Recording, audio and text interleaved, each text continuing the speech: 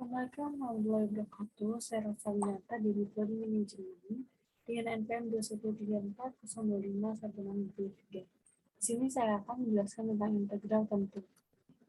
Yang pertama ada pengertian integral tentu. Definisi integral adalah bentuk integral yang variabel integrasinya memiliki batasan.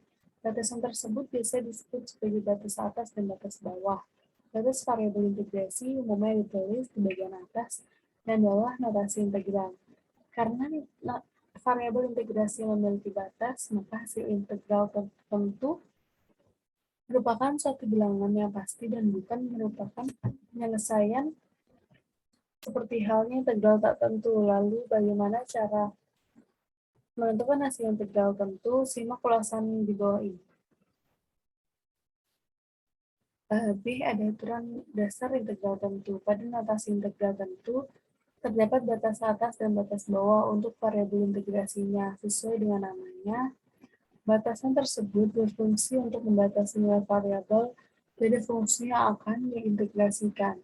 Prinsipnya adalah dengan mensubstitusikan batas atas dan batas bawah pada hasil integrasinya, sehingga diperoleh suatu bilangan sebagai hasil integrasi. Jika dikaitkan dengan kurva dari suatu fungsi, maka integral tentu dapat dipandang sebagai luas daerah di bidang datar. Tepatnya luas daerah di bawah kurva Y sama dengan fx.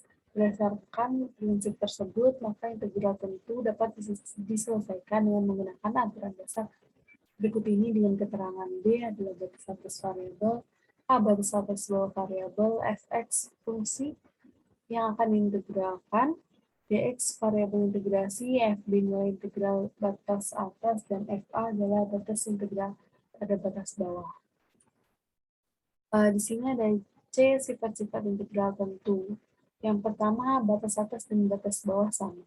Jika batas atas dan batas bawah dalam suatu integral tentu adalah sama, maka hasil integral tentu dapat dari fungsi tersebut akan sama dengan 0, sebab tidak ada daerah antara batas-batas tersebut. Sehingga secara sistematis untuk fungsi yang batas atas dan batas bawahnya sama, berlaku seperti gambar yang telah dijabarkan. Yang kedua ada perubahan posisi batas.